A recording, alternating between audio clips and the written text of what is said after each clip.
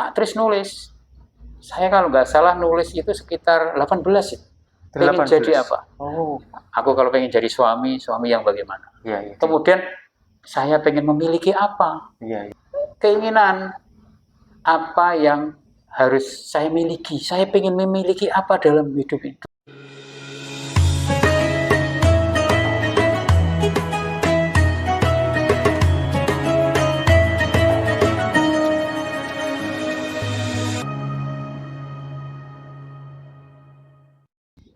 Assalamualaikum warahmatullahi wabarakatuh. Waalaikumsalam. Jumpa kembali di channel Masjid Babu Sofa TV. Pada kesempatan yang berbahagia ini kita kedatangan tamu yang sangat istimewa.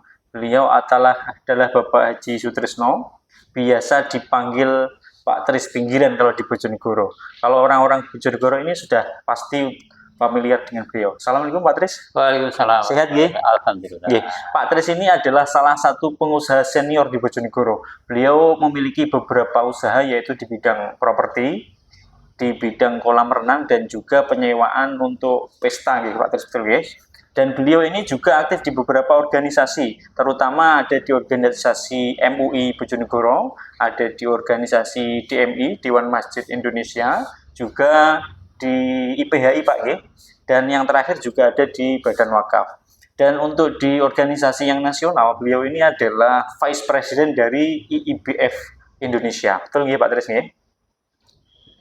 Dan selain itu, beliau juga aktif menjadi pengurus takmir di beberapa masjid, terutama di Masjid Babu Sofa ini juga sebagai seksi riayah atau pembangunan nggih. Kalau kita lihat dari yang saya sebutkan tadi ini kan, wah ini menjadi kegiatan sangat lumayan ekstra. Ini menurut Pak Tris untuk mengelola waktu atau biar tidak pusing gimana Pak Tris? Ya, baik. Terima kasih Mas Nawa. Alhamdulillah Allah beri kesehatan kepada kita. Ya. Kemudahan-kemudahan termasuk juga kemudahan ngatur waktu. Ya. Dan alhamdulillah terima kasih untuk teman-teman yang mempercaya saya untuk bisa bergabung di organisasi tersebut, diberi kesempatan untuk jadi pengurus takmir Masjid Babu Sofa. Ya, dan juga alhamdulillah dari kegiatan-kegiatan ini selama kita merasa senang, merasa ikhlas, semuanya insya Allah berjalan dengan lancar. Tidak mengurangi waktu bisnis, tapi organisasi kegiatan-kegiatan keagamaan maupun kegiatan perjuangan yang lain bisa berjalan. Yang jelas ya tentunya harus memiliki manajemen waktu yang baik antara bisnis, kegiatan sosial, juga untuk keluarga. Ini sudah kita desain sedemikian rupa bagaimana ya hidup ini biar bisa bermakna, bisa memberi manfaat untuk orang lain. Dan juga bisa menginspirasi untuk orang lain. Ya, seperti itu. Ya, jadi kuncinya ini harus ikhlas dulu dan harus bahagia supaya bisa kita manajemen waktu dengan baik dan benar. Benar. Jadi bagaimana kita menciptakan semua aktivitas kita dengan senang, baik untuk bisnis, untuk kegiatan sosial organisasi maupun untuk keluarga. Namun ada satu hal yang perlu diseriusi, yaitu dalam menjalani hidup ini. Harus serius. Tapi kalau untuk bekerja dan lain-lain ini harus dengan senang. Kenapa bedanya senang sama serius? Yang sungguh saya karena kehidupan ini kan soal bahagia dunia dan akhirat. Ya, ini harus serius karena tidak ada pilihan lain nanti di akhirat itu. Hanya dua milihnya, mau di surga atau di neraka. Kalau soal pekerjaan, ya harus senang aja. Ini perusahaan mau ditutup, besok buka lagi yang lain. Kita mau nggak kerasan di tempat satu, pindah ke tempat lain bisa, ada banyak tempat. Tapi nanti kita di akhirat tidak ada pilihan, cuma ada dua. Makanya harus serius memikirkan hal akhirat ini, kehidupan. Jadi di kesempatan kali ini kita akan sharing Pak Tris terkait tentang kesuksesan. Ya, mungkin menurut Pak Tris itu definisi dari sukses itu apa sih? Ya, baik Mas Awan, ini pertanyaan bagus ini. Semua orang pengen sukses. Pasti Pak. Anak-anak itu pengen sukses sesuai apa yang dicita-citakan. sukses masing-masing orang itu berbeda. Pasti berbeda. Pasti berbeda. Ya. Profesi orang-orang berbeda, jadi tidak bisa disamakan kalau orang sudah mobilnya 2, 3, atau 5, rumahnya gede, apakah dia sukses juga belum.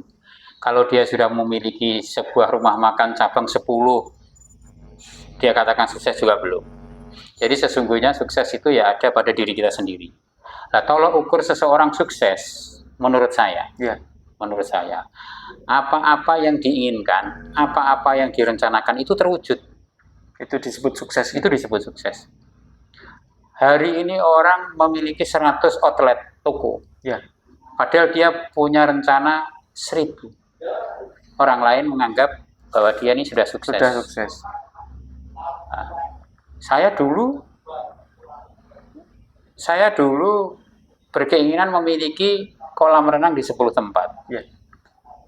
Akhirnya Allah kabulkan 5. Ya ini sebenarnya juga belum sukses bagi saya. Bagi Pak Tris pribadi. Iya, karena target saya belum tercapai, tapi lumayan lah. Iya. Memiliki 5 tempat. Itu kan lumayan lah. Iya. Kan seperti itu. Setidaknya saya berharap teman-teman semua, khususnya anak-anak muda, juga harus bagaimana meraih sukses. Sukses sesuai apa yang diinginkan, dicita-citakan. Apapun profesinya. Sukses diterima di kedokteran, di perguruan tinggi. Kan rencana kan bertahap. Ada jangka pendek, 5 tahunan, 10 tahun, berikutnya. Lah sukses-sukses kita nanti manakala kita husnul khotimah itu sukses. Surga, Allah masukkan bersama Rasulullah di surganya Allah, itu nanti yang sukses sesungguhnya. Lah sukses di dunia ini, monggo semuanya harus merencanakan, harus memiliki keinginan-keinginan itu. Semua harus diwali itu. Apakah Pak Tris sudah sukses? Kalau ditanya Pak Tris, ya saya jawab belum. Karena apa? Apa yang saya inginkan, apa yang akan saya harapkan itu belum tercapai. Tapi orang melihat dari luar, wah Pak Tris sukses. Tapi padahal yang melakukan sendiri ini merasa belum sukses. Nah ini, makanya ada keinginan-keinginan yang sudah terpenuhi tentang sukses, berhasil, ini sukses. Tapi kan keinginan kita ini kan banyak. Jangan ditanya Pak Tris punya keinginan berapa? Hari ini tercatat keinginan saya itu ada 56. 56? Keinginan. Itu selalu Bapak catat? Ya? Oh, ada catatan di buku saya. Yang berapa? Yang sudah itu. 56. Tentang saya itu pengen jadi apa dalam hidup ini. Itu harus ditulis, memang harus tertulis ya? Aku pengen jadi suami yang bagaimana? Ya. Aku pengen jadi anak yang bagaimana terhadap orang tua saya. Aku pengen jadi seorang ayah yang bagaimana. Aku harus menjadi warga negara yang bagaimana. Aku harus menjadi pemimpin yang bagaimana. Jadi ini kan harus keinginan. Sampai apakah di situ ditulis aku pengen jadi bupati. Ya, misalkan aku pengen jadi kepala desa, aku pengen jadi anggota DPR, itu tulis semua. Nah ini kan baru satu hal. Ya. Pengen jadi apa? Pak Tris nulis. Saya kalau nggak salah nulis itu sekitar 18 ya. Pengen 18. jadi apa? Oh. Aku kalau pengen jadi suami yang bagaimana? Iya. Pengen jadi ayah. Aku pengen jadi seorang ayah yang menginspirasi, menjadi teladan untuk anak-anak saya. Itu nanti kalau tertulis kan bisa kelihatan bahwa target ini sudah tercapai atau belum. Iya, tulis buku, bisa ditempel, boleh, tidak apa-apa. Begitu buka lemari ada catatan. Itu baru pengen memiliki. Yang kedua, ya, itu baru pengen menjadi. Kemudian saya pengen memiliki apa? Iya. Dalam hidup ini Allah karuniakan usia, misalkan saya di usia 63. Sekarang sudah 55, Mas. 50. Kalau seandainya 53 kan juga nggak lama lagi ya. 8 tahun lagi, kira-kira begitu. Tapi Allah alam ya. Kita nggak tahu soal umur ya. Saya juga memiliki keinginan apa yang harus saya miliki. Saya pengen memiliki apa dalam hidup ini. Dulu sudah tak tulis. Aku pengen memiliki anak yang begini. Kalau memiliki istri ya sudah ada yang adanya, itu nggak saya tulis lagi. Oh iya. Orang tua, aku pengen memiliki orang tua yang begini ya nggak bisa tidak lagi. Bisa memilih. Tapi kalau anak masih bisa. Ya. Aku pengen memiliki kolam renang sekian. Aku pengen memiliki rumah yang bagaimana. Aku pengen memiliki mobil apa itu. Saya tulis. Itu ada sekitar 20-an. Sekitar 20. Apa yang ingin Bapak miliki itu ada sekitar 20. Rumah yang bagaimana. bisnis seperti apa. Iya, aku pengen memiliki perusahaan, bagaimana aku pengen memiliki karyawan apa. Ini saya tulis. Nah, dari sekitar 20, 19, 20 ini, ya belum semuanya terkabul hari ini. Aku pengen memiliki masjid sendiri, misalkan. Iya, iya. Nah, seperti gitu, pondok, apa, boleh. Enggak, siapapun boleh. Jadi Nggak kita ada larangan. pengen menjadi seperti apa, Pengen jadi apa, ya. pengen jadi apa, pengen memiliki apa di dalam hidup ini, dikasih target usia sekian memiliki apa Boleh. gitu, boleh ya? Boleh, enggak apa-apa. Enggak apa-apa. Yang ketiga, Yang ketiga, menurut kan banyak ya. Yang ketiga, selama saya dikasih usia, dikaruniai usia ini, kesehatan dan lain-lain rezeki yang banyak ini, apa yang ingin Anda lakukan dalam hidup ini? Kan begitu? Ya. Apa yang ingin Anda lakukan setelah dikasih semua ini? Aku pengen menggajikan orang tua saya. Aku pengen menyantuni anak yatim. Aku pengen memberi makan. Itu melakukan untuk agama, untuk bangsa, untuk umat, untuk keluarga, untuk masyarakat sekitar. Apa yang ingin Anda lakukan dalam hidup ini? Ya, ini bagi saya penting. Dan ini ditulis nggak apa-apa. Aku pengen ngumrohkan orang tua, aku pengen menggajikan orang tua. Tulis targetnya juga ada apa-apa. untuk memotivasi. Iya. 3 hal ini Iya. yang harus dimiliki oleh anak-anak muda kita. Anak saya juga saya tanya ini. Mereka harus membuat roadmap ini, apa rencana ke depan. Urusan nanti berubah, enggak apa-apa. Enggak apa-apa, yang penting punya Yang penting target sekarang dulu. ini sudah. Jangan sampai kita dan anak-anak kita nggak memiliki 3 hal ini, nggak menulis ini. Kan diri kita kan perlu ditanya. Iya, Sakjane aku itu pengen opo? betul. Pengen melakukan opo dalam hidup, apa cuma ngene tok. Padahal Allah itu Maha Pemurah. Iya. Ramadan 30 hari itu kita puasa. Ya tak? Iya. Sholat malam, tadarus, hafal 1 bulan sudah menyelesaikan 10 juz. 10 juz. Allah itu pengen memberi predikat takwa.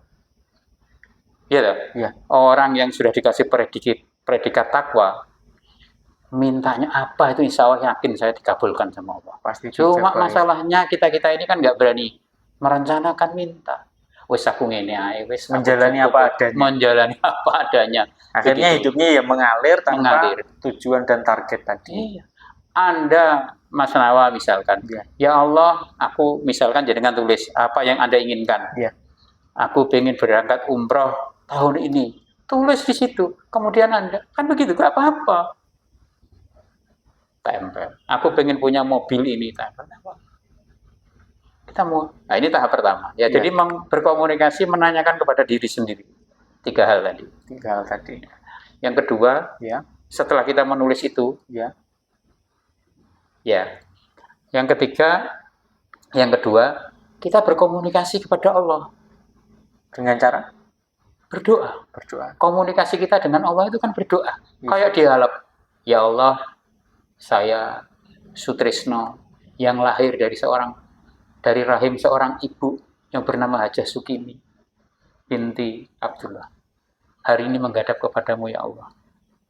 Memohon kepadamu. Ya, dialog. Lah mau kepada siapa kita? Ini untuk melembutkan hati, membuat kita semangat. Coba Anda berdoa.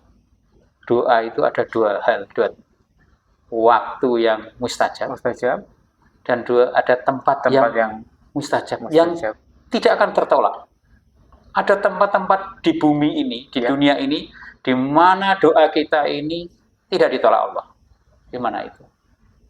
Di Mekah Di Makkah, dan Madinah. di Raudhah. Ini para ulama kita menyampaikan itu. Makanya orang yang ingin sukses, punya rencana-rencana itu, kalau kita mau nggak sempat sholat di 2/3 malam, di 1/3 malam, di waktu-waktu yang mustajab nggak bisa, kalau pengen tajam, ya berdoanya di tempat-tempat mustajab sana. Berdoa, komunikasi dengan Allah, yang memohon kepada Allah. Nah, seperti itu. Menyerahkan semuanya kepada Allah. Iya. Dan terus meminta. Iya, dengan penuh keyakinan bahwa semua ini adalah atas kehendak-Mu ya Allah, atas ridho. Tidak akan bisa seperti gini tanpa ridho. Bahkan kesehatan umur kita saja itu juga atas kehendak Allah, takdir Allah, kan begitu. Dan itu bisa dirubah. Semua hal itu bisa dirubah dengan doa. Baik. Itu yang pertama tadi adalah clarity, membuat rencana-rencana Membuat keinginan tadi. rencana-rencana, ya. Ya. Yang kedua, kemudian kita tadi komunikasi dengan diri sendiri ya. Ya. Yang kedua, komunikasi dengan Allah, memohon kepada Allah, berdoa. Yang ketiga, ada tiga komunikasi. Ya. Yang ketiga, habis membuat rencana, berdoa, komunikasi dengan Allah, terus kita diam aja di dalam masjid, di rumah, diam aja nunggu kiriman datang, nggak bisa. Nggak bisa. Harus komunikasi dengan orang lain, ketemu sana, bekerja, berdialog. Nanti nggak tahu Allah pertemukan. Loh, tahu-tahu ini orang nawari tanah, tahu-tahu orang ngajak kerjasama, tahu-tahu Mas, ini tolong rumah ini dikelola untuk rumah tafid ya, tahu-tahu begitu. Kita kan nggak tahu. Karena kita tadi pengen punya rumah tafid, setelah kita berdoa kepada Allah, ternyata Allah kabulkan. Caranya gimana? Nggak harus beli kan? Banyak kasus seperti begitu. Iya. Aku pengen berangkat umroh tahun ini, ya Allah, dari mana logika itu nggak masuk. Aku cuma mendapatkan sekian. Loh, siapa tahu besok itu Allah kirimkan seseorang, Mas Nawa, ini ada rezeki saya pengen memberangkatkan Anda umroh. Loh, kita nggak tahu. Itu banyak kejadian seperti itu. Rahasia Allah. Rahasia. Iya. Yang penting direncanakan dulu, ditulis dulu. Nanti Allah yang dapat, kita berdoa. Jadi secara sederhana, jalan untuk menuju sukses itu ada 3 tadi. Komunikasi pada diri sendiri. Dengan 3 catatan tadi, kita pengen menjadi apa, pengen memiliki apa, dan setelah punya, untuk apa. Iya. Kemudian yang kedua, komunikasi dengan Allah sebagai pencipta. Ya. Kita minta aja dengan berdoa tadi di tempat yang mustajab dan di waktu-waktu yang mustajab. Ya. Kemudian yang ketiga, yang terakhir itu ya, itu kita tetap harus tidak boleh diam di rumah, tidak boleh, tetap harus berusaha untuk mendapatkan pertolongan dari Allah. Ya. Saya mulai dari mana Pak Tri? Saya nggak ngerti apa-apa. Silaturahim.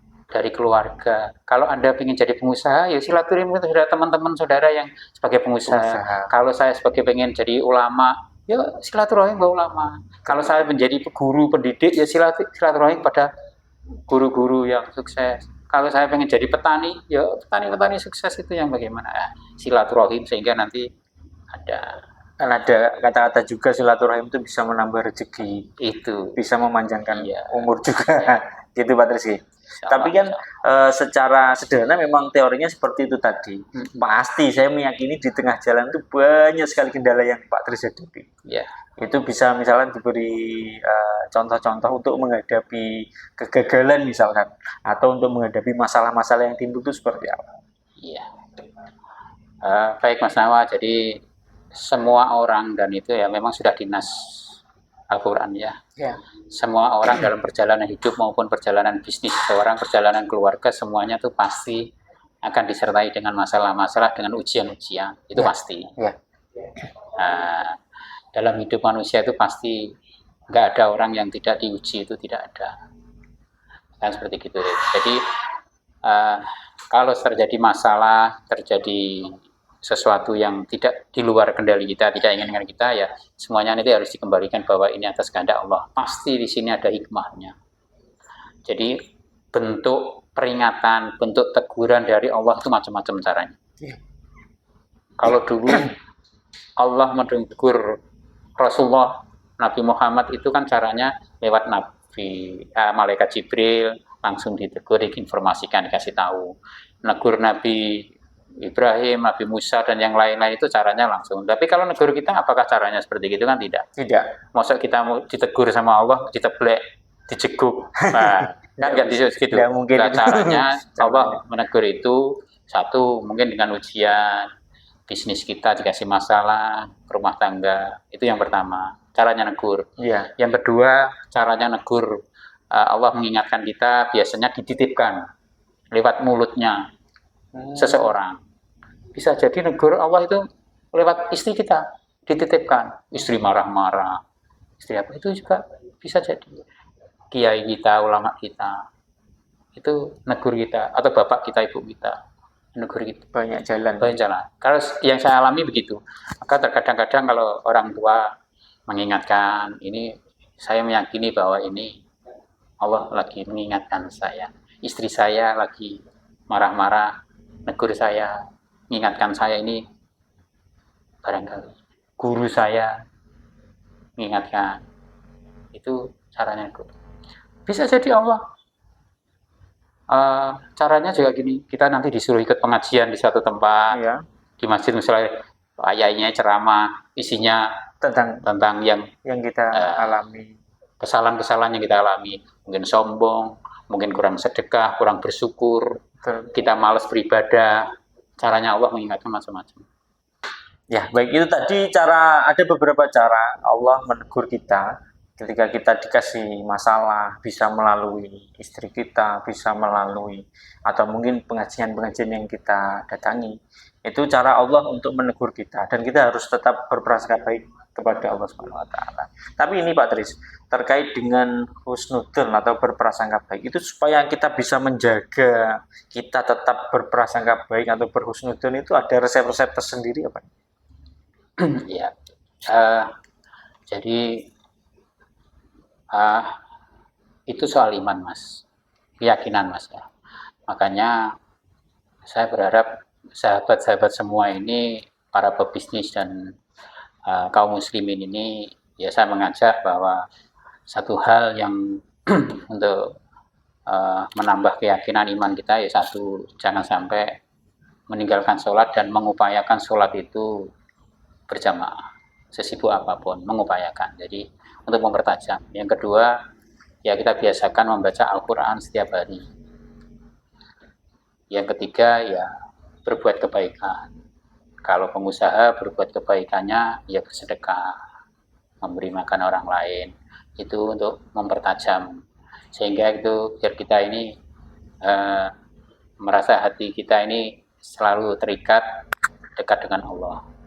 Jadi manakala segala sesuatu, baik itu keburukan atau kebahagiaan, itu semuanya akan kita kembalikan kepada Allah, bahwa ini sebuah teguran dari Allah.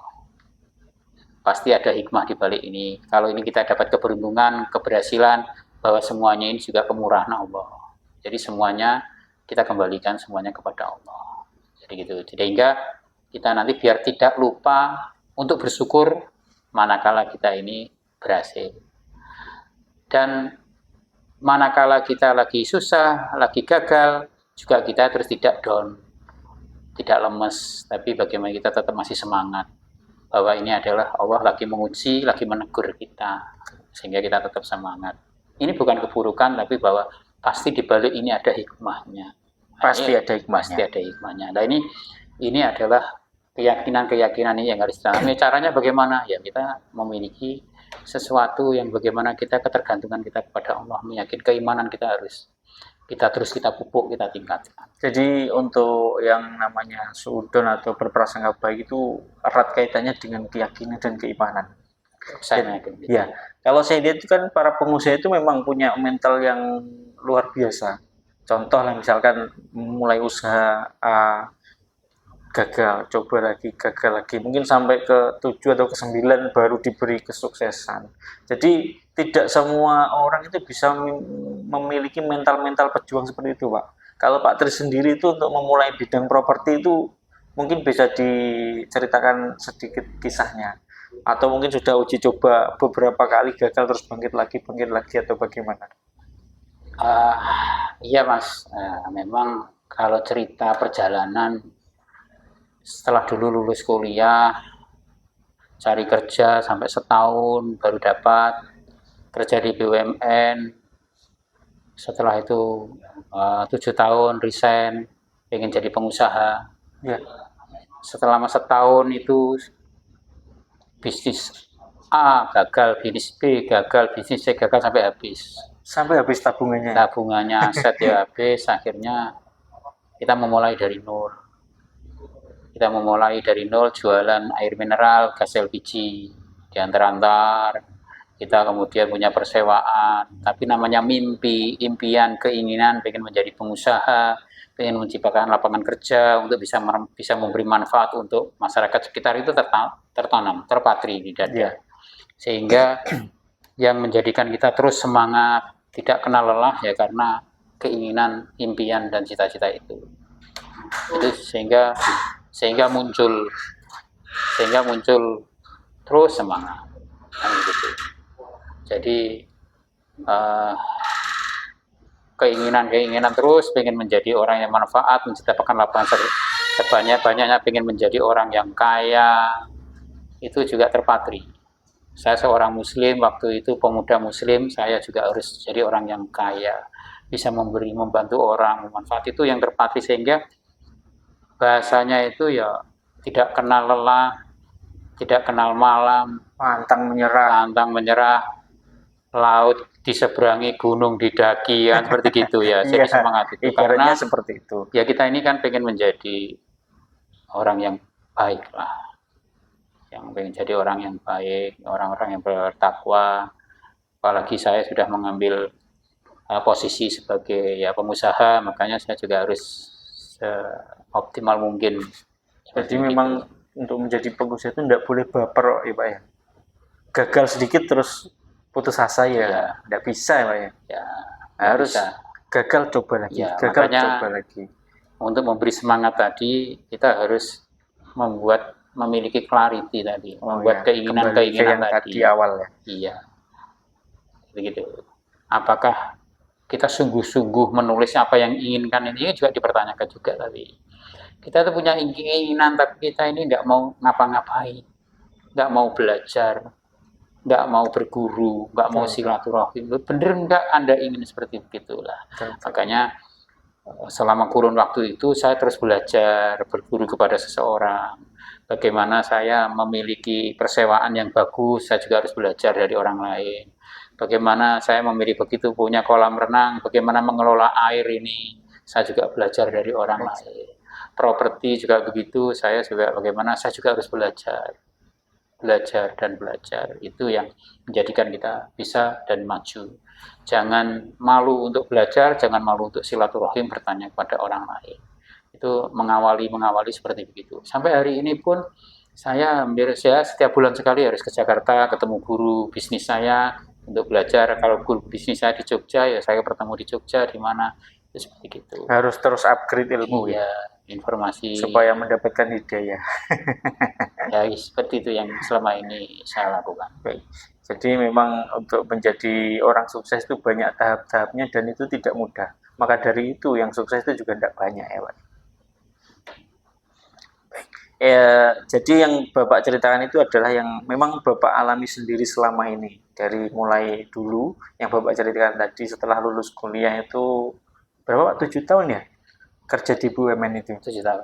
7 tahun, yes. Kemudian memutuskan untuk berhenti dan membangun usaha, dan akhirnya tabungan habis, aset habis, tapi tetap karena mempunyai mimpi dan goal target yang pokoknya saya harus jadi ini, akhirnya tetap sekarang tercapai. Alhamdulillah. Kalau ya untuk kaum muda ini Pak, mungkin untuk memantapkan ketika aku pengen jadi pengusaha tapi banyak kan biasanya dari keluarga, dari teman itu, ngapain kamu usaha, mending kerja aja, tiap bulan dapat gajian sudah beres, tidak perlu mikir karyawan, mikir gaji dan lain sebagainya. Itu gimana menurut Pak Tris? Ya, jadi ya saya berharap semua anak-anak muda ini mungkin dari SMA ya, dari SMA ini mestinya anak-anak ini sudah merencanakan dirinya, baik jangka panjang maupun jangka pendek, mestinya. Yang seperti saya sebutkan yang tadi, komunikasi dengan dirinya, untuk menanyakan diri, kan seperti gitu. Ya sebagai seorang Muslim, apalagi kita tinggal di Indonesia ya, dikaruniai kekayaan yang luar biasa, alam yang luar biasa, kekayaan. Ada emas, ada tembaga, ada minyak, ada gas. Batang aja ditancapkan sudah tumbuh. Jadi iya kan, dilempar aja besok nggak tahu-tahu tumbuh. Kan seperti gitu. Betul. Allah memberi karunia, merahmati negeri yang luar biasa ini untuk bangsa Indonesia. Kenapa seperti itu? Saya melihat karena di Indonesia ini mayoritas Muslim, sehingga Allah karunia seperti ini. Betul. Kalau kita sebagai seorang Muslim tidak bisa memanfaatkan momentum kesempatan ini, nanti kalau ditanya di akhirat ini, jawabannya terus bagaimana? Kenapa kamu hidupmu masih miskin, masih kekurangan? Padahal jawabmu gimana nanti? Kita jawab gimana sama Allah nanti? Ya kan begitu. Iya, betul. Padahal di situ ada gas, ada minyak, ada tembaga, ada macam-macam. Makanya itu semua harus memiliki tekad kaum muslim bahwa kita ini harus sukses, harus kaya. Kaya sesuai ukuran kita. Sesuai kapasitas masing-masing. Iya. Makanya saya tuh menyayangkan kalau seseorang tidak mampu membuat impian, keinginan. Itu saya menyayangkan. Ini adalah sebuah masalah besar. Masalah besar bagi seseorang itu manakala orang tidak memahami tentang dirinya. Tidak memahami tentang apa yang diinginkan. Ini adalah sebuah masalah bagi saya. Betul. Masalah terbesar dari seseorang itu adalah dia tidak paham tentang siapa dirinya, Dan untuk apa dia hidup, apa yang diinginkan dalam hidup ini. Itu yang masalah. Kalau dewasa ini kan pernah lagunya Iwan Fals tuh Pak, yang Sarjana Muda. Jadi setiap akhir tahun pelajaran ini banyak lulusan-lulusan SMA, misalkan lulusan luar biasa banyaknya. Ya. Kemudian sarjana juga melimpah ruah. Tapi sibuk mencari kerja semua Pak. Akhirnya ya mungkin seperti yang Bapak katakan tadi, seharusnya anak-anak muda yang lulus SMA itu sudah ketemu dengan rumus tadi Pak. Ya. Saya harus menjadi apa? Ya. Saya harus memiliki apa? Nah, mungkin mereka-mereka itu belum mendapatkan informasi seperti itu, Pak. Ya. Gimana ini? Harusnya ini. Kalau saya pengen jadi dokter, Ya, pengen memiliki rumah sakit, saya kuliahnya kan harus ke kedokteran. kedokteran betul. Ini yang bagus, yang benar sesuai ini. Saya kalau pengen menjadi pengusaha nanti properti, ya, Ya, itu nanti saya harus kuliah di teknik sipil. betul. Kalau nanti saya punya bengkel besar, sebaiknya kuliahnya di Engineer, ya teknik mesin. teknik mesin. Saya di dunia telekomunikasi nanti saya harus kuliahnya di elektro. Nah, seperti gitu. Ya, Ini kan sudah harus direncanakan. Kalaupun tidak terwujud sekolahnya jurusan itu kan juga nggak masalah, nanti juga bisa belajar. Tapi setidaknya kan sudah direncanakan seperti begitu anak-anak, direncanakan. Nah, apakah mereka begitu lulus SMA maupun sarjana apa harus langsung mandiri? Ya tidak harus seperti itu. Keinginan tadi sudah memiliki. Apa yang harus dilakukan kan ada tahapnya. oke. Kalau dia punya mentor, pasti akan diajari tahapnya. Oke, kalau saya ini cukup lulusan SMA, lulusan STM, tapi nggak mampu kuliah, saya pengen menjadi kerja di percetakan, nanti pengen punya percetakan. Ya sekarang kerja di percetakan dulu. Belajar dulu. Belajar tekniknya, strategi, memproduksi, memasarkan, ya, terus sambil nabung. Sambil nabung. Nggak tahu nanti setelah menguasai setahun, 2 tahun, tabungan cukup, baru memulai. Nah, saya pengen misalkan kerja di bengkel, nanti pengen punya bengkel besar. Oke, sekarang kerja di bengkel dulu, serap ilmunya, ada duit ditabung, Betul. gitu. Jadi sudah ada direncanakan. Nanti berapa tahun sudah cukup waktunya harus membangun. Saya punya teman juga begitu. Dia punya klinik, Ya. sekarang punya 9 klinik kecantikan, dokter.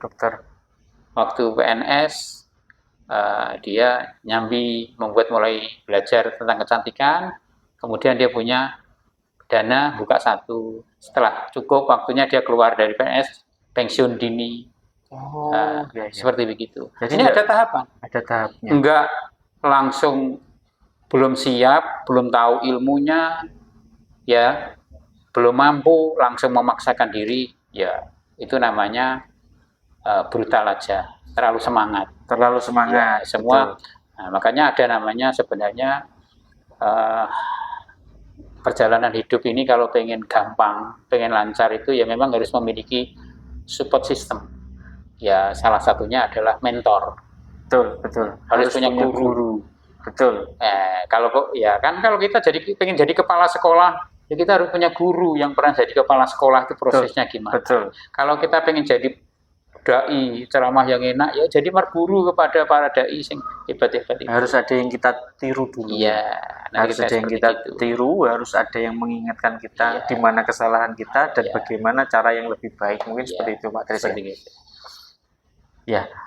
Mungkin untuk sementara sharing-sharing kita sampai di situ dulu Pak Tris ya. Ya, jadi untuk para pemuda, tadi sudah disampaikan Pak Tris, bahwasanya kita harus punya mimpi. Meskipun mimpi kita belum kita capai, kita harus berproses karena semuanya itu ada tahap-tahapannya.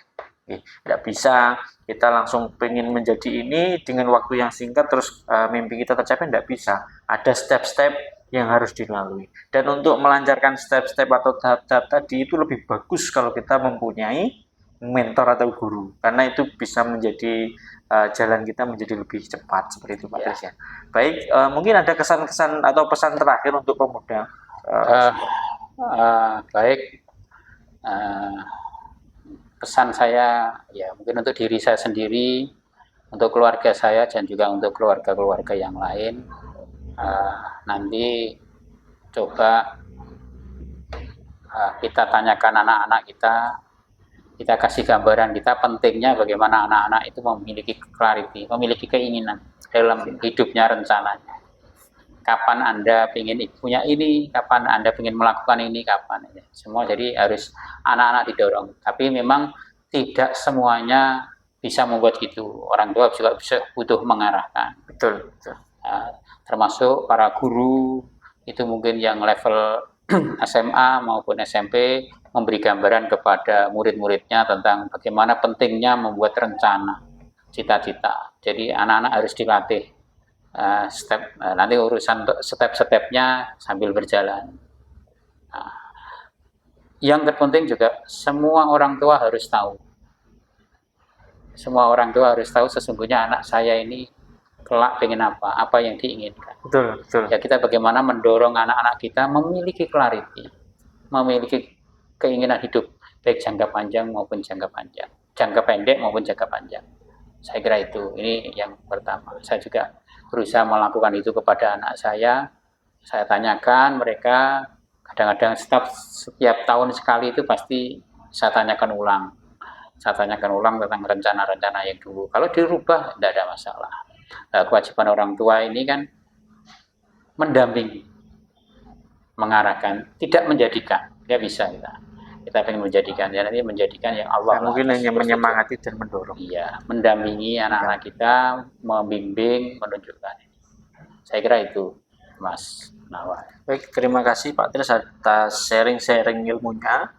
Semoga saja apa yang kita sampaikan, yang disampaikan Pak Tris tadi bisa menjadi inspirasi dan menjadi hidayah untuk para pemirsa Masjid Babu Sofa TV. Jadi yang saya tangkap ini memang kalau dalam hidup itu kita harus mempunyai clarity atau tujuan dalam hidup. Kalau kita tidak mempunyai tujuan ya kita pasti akan terbawa arus karena tidak punya tujuan. Kita mau apa tidak tahu, mengalir saja. Jadi pesannya dari Pak Tris tadi adalah sebagai kaula muda, kita harus mempunyai clarity di dalam hidup, harus mempunyai impian, harus mempunyai tujuan. Nah, sebagai orang tua atau sebagai guru atau mentor itu sebaiknya mendampingi atau mendorong kaula-kaula muda untuk tetap memiliki dan menjaga clarity tadi. Betul nggak Pak Tris? Mungkin untuk pertemuan selanjutnya kita akan bahas lebih detail lagi tentang bagaimana jalan-jalan menuju sukses versi Pak Tris Pinggiran. Untuk saat ini terima kasih kami sampaikan. Assalamualaikum warahmatullahi wabarakatuh. Waalaikumsalam warahmatullahi wabarakatuh.